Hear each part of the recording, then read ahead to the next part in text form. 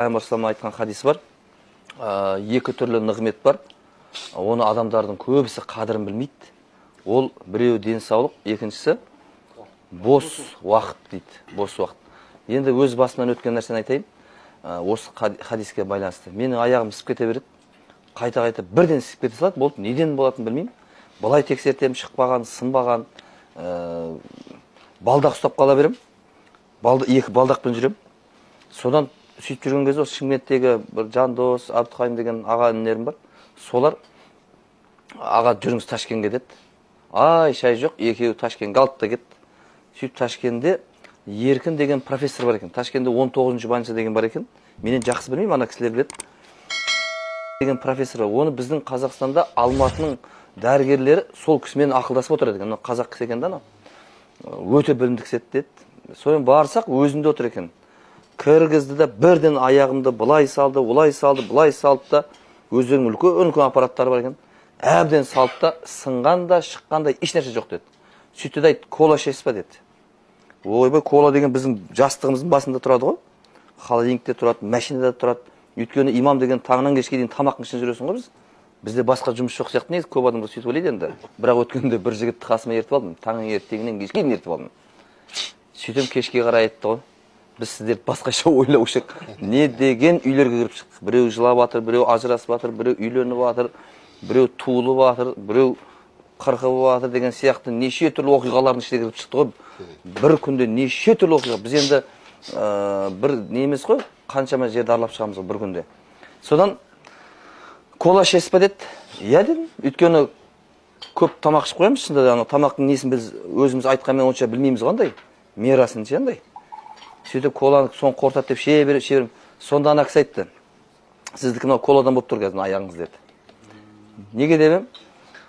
Мына айран іштік қой қазір, қандай керемет айран деген. Өзі осындай кезде ішпесең, ата күніге іше бермейміз ғой.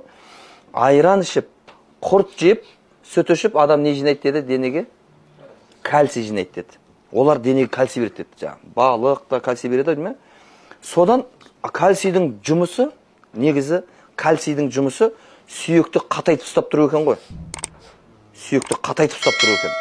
Сонда жаңағыдегі айранмен, сүт, жаңағы құртпен денеге кальций жинап отырады екенбіз үнемі. Ал бір отырғанда дейді, 1 литр кола ішетін болсаң дейді, жаңағыдегі кісі айтып жатыр. Мен ана кісінің сөзін ғана айтып жатырмын, дәрігердің. Дәрігер болғанда әшейін бір ауылдың дәрігері емес, профессор ол кісі үлкен. Сонда айтты, 1 литр кола ішетін болсаң бір отырғанда деді, 1 ай айран ішіп, құрт жеп, жинаған кальцийіңді шайып жібереді деді. 1 айдағы деді, 1 ай бойы деді. Ал күніге айран ішіп жатқан адам бар ма? Күніге ауылдың таза құртын жеп жүрген адамдар бар ма? Ол құртты жеп те қатырып жатқан жоқпыз, айранды ішіп те қатырып жатқан жоқпыз ғой, шындап келгенде. Қазір соңғы кезде байқасаңыздар, кішкентай балдар да әшейін тек-бешектен құласа болды, порт-порт аяқ қол сынып кетіп жатыр. Мына үлкендер де құласа болды, порт-порт сынып кетіп жатыр. Неге десек, ана сүйектің бәрін ұстап тұратын не жоқ? Кальций жоқ. Содан Алланың қалауымен тоқтаттық ол нәрсені. Қалай ана кісі маған түсіндіріп айтты, мен тоқтаттым, одан кейін қайтып аяғым іскенде емес, олай ауырғанда емес. Бірақ енді анда-санда ғана бір көп тамақ ішіп қойғанда ғана бір бокал ішуіміз мүмкін. Бірақ ана 1 литрді бірден емес, күніге емес та, одан кейін оны. А бізде қалай ойлайсыздар? Күніге ішіп жатқандар бар ма жоқ па? Бар. Күніге ішіп жатқандар бар. Біріншіден бауырды құртады екен. Екінші сүйектегі кальцийдің бәрін ыдырат лақтап тастайды екен. Ертең ол адамдар біраз уақыттардан кейін анау аяқ сүйектерінің арасында кальций кеткеннен кейін анау ұстамайды да бір-бірін жейді ертең анау. Неткеннен кейін. Сол үшін ағайындар оны бір анда-санда ғана болмаса күнделікті қолданатын нәрсе емес екен ғой. Соны бір соңғы кездерде бір ауыз айтып жүрмін, енді бір ауыз. Енді әркім өзі біледі. Біздіңкі тек қана не біздікі? Ескерту. Ал Алла Тағала Құранында не дейді? Ескерту пайда береді дейді. Пайда береді.